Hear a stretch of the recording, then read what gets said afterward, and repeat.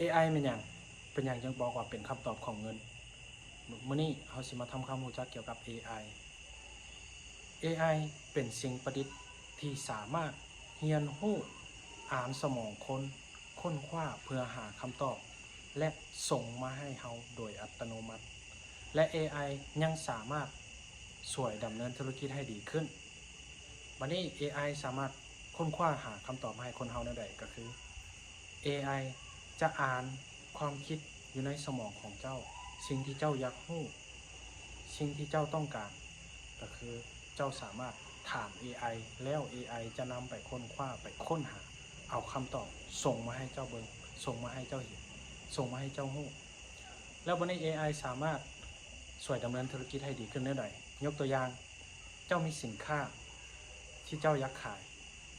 เจ้าบ่ฮู้ว่าเจ้าสิขายเครื่องสินค้าตัวนี้ไปให้ลูกค้าเจ้าแนวใดกลุ่มลูกค้าที่ต้องการสินค้าของเจ้าสิส่งไปให้กลุ่มคนนั้นแนวใด AI สามารถแก้ไขปัญหานี้ให้เจ้าได้ก็คือ AI สามารถช่วยนำเอาสินค้า